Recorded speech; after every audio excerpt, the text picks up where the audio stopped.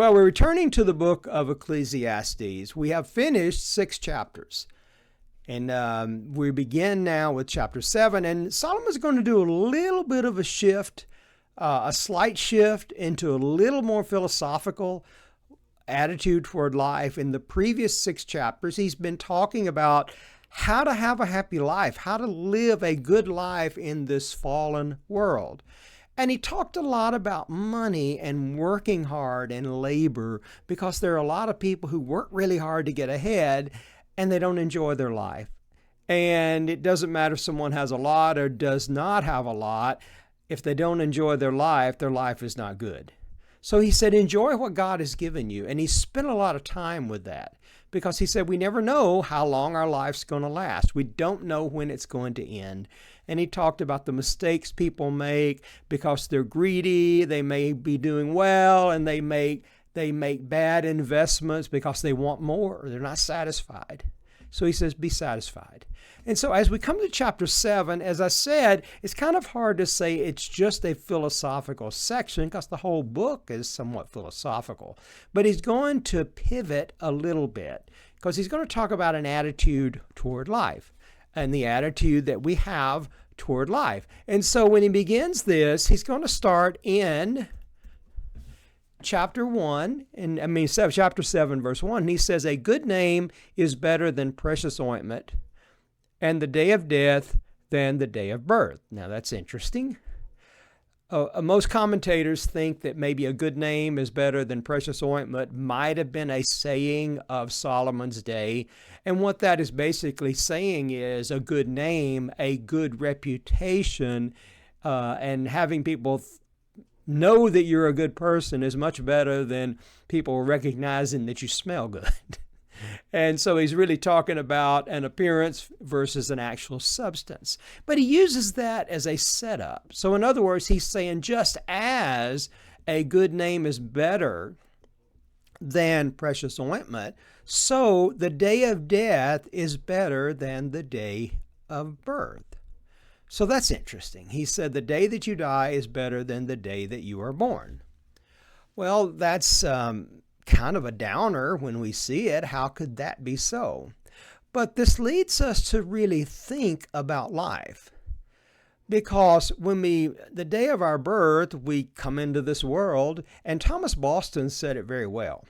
Thomas Boston was a Puritan. He said, the day we are born, we're born to die. And then he's talking about those who know the Lord. He said, the day we die to live. So that is a really good way of thinking about it. And so the point being that how we have lived this life is more important than the fact that we're born. And so it's not just the fact that we die, but it is, you might say, a good death, a life lived honorably. And so he said that the day of death is better than the day of birth. Verse 2, he said, it is better to go to the house of mourning than to go to the house of feasting, for this is the end of all mankind. And so he says, and you're going to see this contrast between those who kind of party their life away and don't think about the consequences of life, and those who consider life. So the idea of going to the house of mourning is going where there is some kind of contemplation. The house of mourning is usually a place where people have died. And when people die, we think about life, those of us who are left. We go, and when we go to a funeral, we think about life, and we think about the fact that one day we will die. So it causes us to reflect upon life. And as someone who is a preacher, and it is always something I tried to do in preaching a funeral, was to get people to think about their lives. Because you can't do anything for the people who have died, but you can minister to the family, but you can also preach in such a way that you put eternity before people's eyes for them to contemplate that. And that is the point Solomon is making. He says it's better to go to the house of mourning because you're thinking about it than to go to the house of feasting. The house of feasting is that where people are partying. When people are partying and they're just having a good old time, they're not reflecting very much. And then he closes out the line of that verse by saying, and the living will lay it to heart. So in other words, those who are living, or those who are wise who are living, are going to lay all these things to heart and think about life. Think about where life leads us, and the fact that life ultimately leads us to the time that we die. And we should be thinking about that. We should be living in the light of that, not living this unconscious life of just going from one party to the other and seeking pleasure and things such as that. And so that's his point. Verse 3, he says, sorrow is better than laughter. For by sadness of the face, the heart is made glad. Now, that's kind of counterintuitive for us. No one likes to be sad. Everyone likes a good laugh. But the point he is making is, once again, this contemplation of life. And laughter is really tied to the idea of carefree and living for the moment, whereas sorrow is contemplative. Now, that does not mean that there's virtue in sorrow, and laughter is something we should never do. This is obviously, he's drawing a comparison and making it a little hyperbolic for the sake of making a point. But the point being is that in sadness we think more, and in partying we don't. And so the whole thing is about contemplating life. And he said, sadness of the face, the heart is made glad. In other words, the heart, through going through difficulty, going through things that make us sad, our lives are strengthened, our heart is strengthened. We come through it with a understanding of life. If we have sorrow, if we have laughter and partying and everything all the time, we'll never think about those things. So difficult times make us as people. And I think you can relate to that by suffering at times, we have grown spiritually. And that's the point Solomon's making. And he says in verse 4, the heart of the wise is in the house of mourning, but the heart of fools is in the house of mirth. So he's continuing this contrast, that the heart of the wise, those who are wise, are contemplating their death and therefore contemplating the life they need to lead to prepare for that death. Whereas the heart of fools is just in the house of mirth. They're just looking for a good time. And there are people who live that way. And often they don't turn out well. They don't turn out well at all. Verse 5, it is better for a man to hear the rebuke of the wise than to hear the song of fools. So it is better for us to be rebuked, to be corrected by someone who is wise, than to have a fool singing to us. Now, fool in the Old Testament, let's understand the context and what the word really means. Fool is not an idiot. He's not a stupid person. A fool is someone who disregards God's law and lives only for himself. So this is the fool. The fool may be a very, very smart person. He may be a rich person, but he does not live in accordance with God's ways. He does not consider the end of his life, and he's only looking for what he can get in the midst of this life. And so he says it's much better to be rebuked by a wise man than to have a fool singing to you and making you feel good, because you're in the wrong place. And there are a lot of people who go to the wrong place. They go to the wrong places. They spend time with the wrong people. And so Solomon's trying to correct us here. Verse 6, he says, for as the crackling of thorns under a pot, so is the laughter of the fools. This also is vanity. And he compares the laughter of fools that if you put thorns under a pot, you have thorns under a fire, and those thorns don't burn very long. They're not like hickory or oak or something like that. You put that under the fire and your stick's going to burn a while. But the thorns, they're thin, they're light, they crackle, they burn, they go away. They fizzle out. And that's the point he's making. Just like that they are temporary, those thorns in the fire. So is the laughter of fools, because life eventually catches up with everybody. And if you've not prepared your life to deal with that, then you're going to have problems when the adversity comes. And he says in verse 7, surely, and there's a little bit of shift here, surely oppression drives the wise into madness, and a bribe corrupts the heart. Now, it's a little bit of a shift here. And he's talking about, he's going to talk about some dangers that can arise in even a wise person's life. He says, oppression drives the wise into madness. Now, oppression is hard times. In that context that he's speaking of, maybe you have a bad king or a bad ruler who is oppressing the good people. And he said that kind of difficulty can drive even wise people into not making wise decisions. So once again, it's the idea of contemplating and living life in a thoughtful way, because there may be circumstances arise in our life in which we don't think very well. We don't think very well. And so he says that oppression can drive the wise to madness. And the implication is he can then make really bad decisions.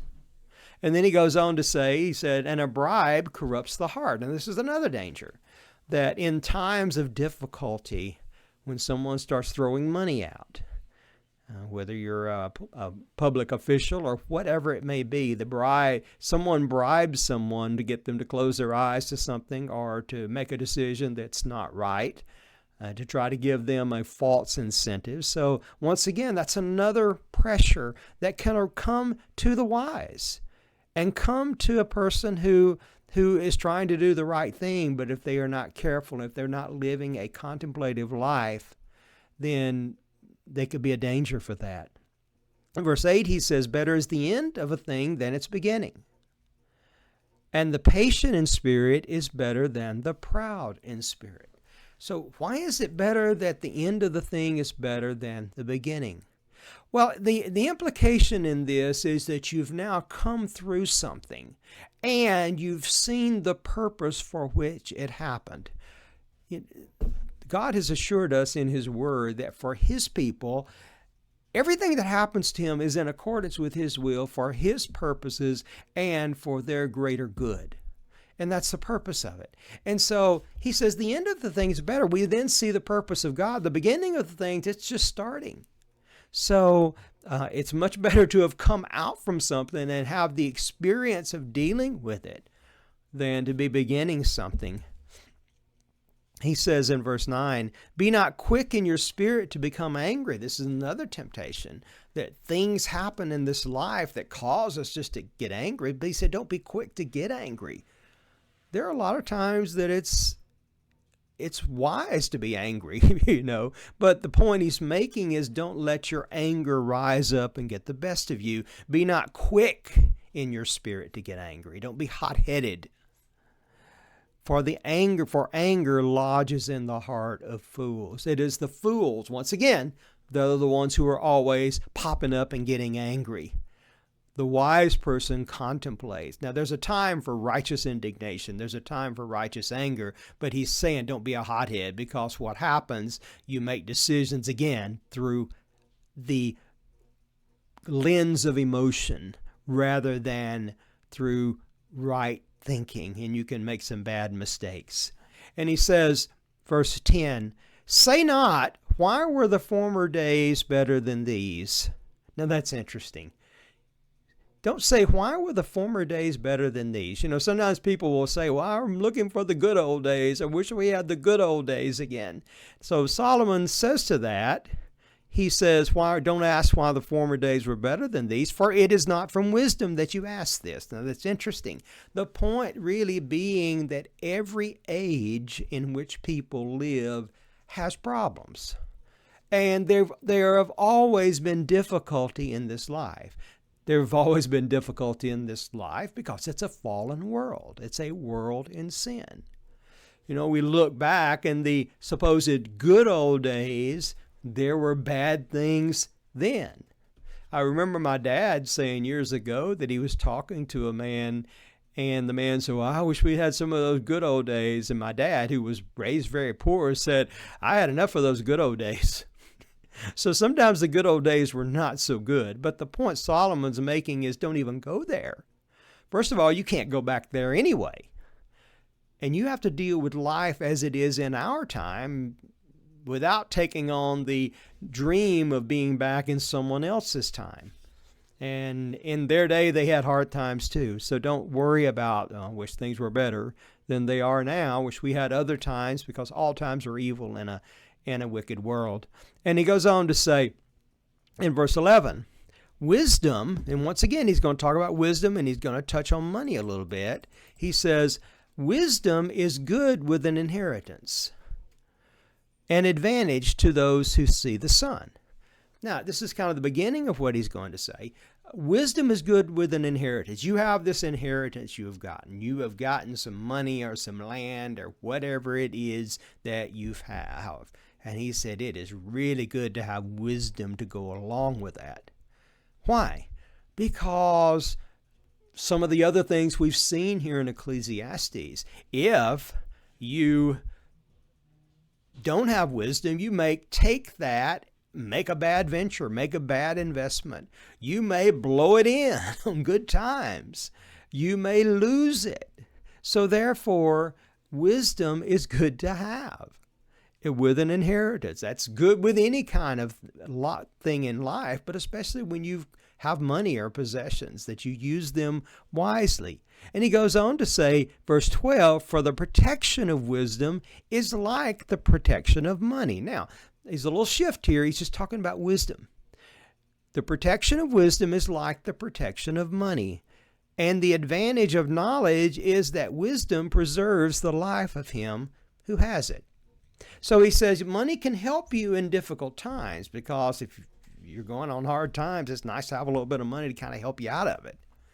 But he said wisdom is better, has the advantage of, and knowledge has the advantage of, it can actually preserve your life. Money can never preserve your life. It may help things a little bit in some of the problems you may have. But in terms of, if you don't have wisdom and knowledge, you can still make bad decisions and harm your life. But he said wisdom will preserve your life. So in all things, get wisdom. Scripture says that in another place. Get wisdom, get understanding. It's better than money. And so, but wisdom, and this is what this book is all about. And then he goes on, verse 13. He says, consider the work of God. Consider the work of God. Who can make straight what he has made crooked? And this is really just a contemplation that we can't fix life. If things in this life are crooked, God has allowed them to be that way. Now, it does not mean, let's don't get too far into this, does not mean that God has created evil. God does not create evil. He does not tempt men into sin, but people do that all the time, and the world is fallen. The world is crooked by man's own work, by the fall and all of the other things that men do. And he said, consider this. Who can make straight? We can't make things straight. We can't fix life. It's impossible. A lot of people try to fix it.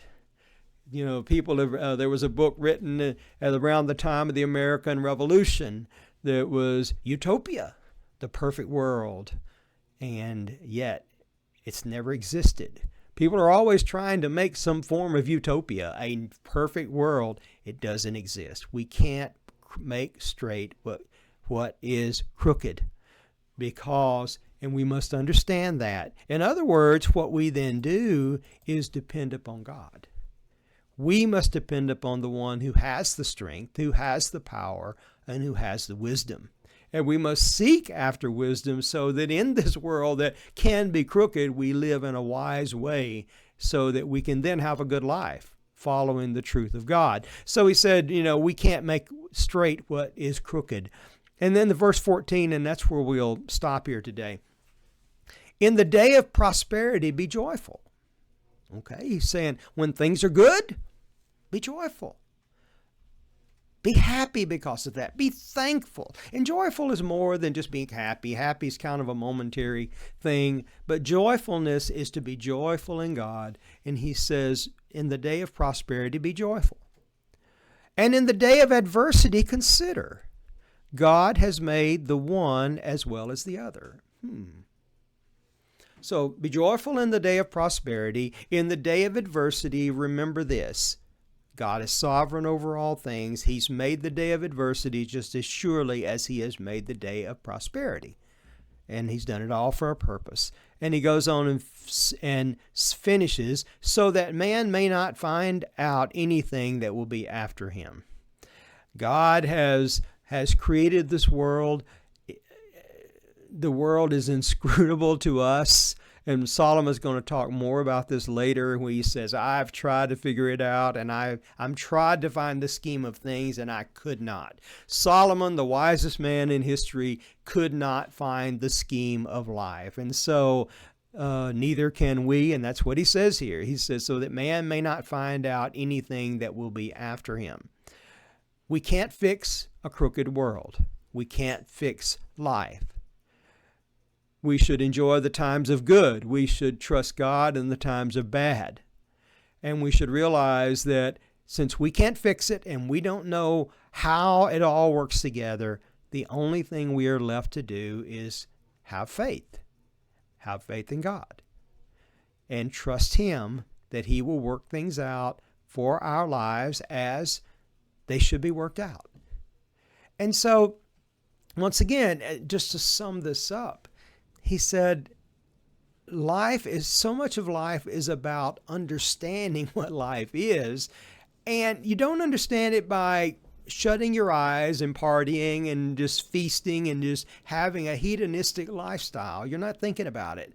But therefore, contemplate the fact that life is going to end. And therefore, the understanding that life will end helps us to live properly or to think properly about how we ought to be living.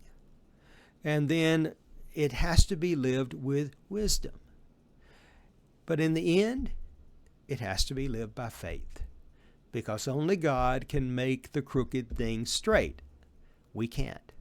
And so our trust and our faith needs to be in Him.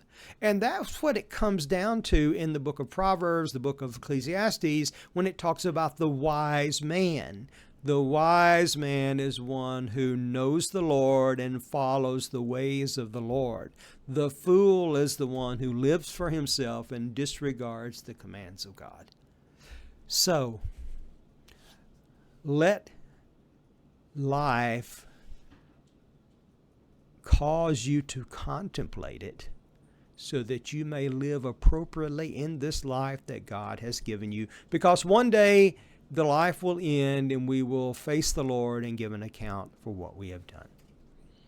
Well, I hope this has been helpful. We will finish this chapter 7 the next time. I pray that God will bless you and you'll have a great day.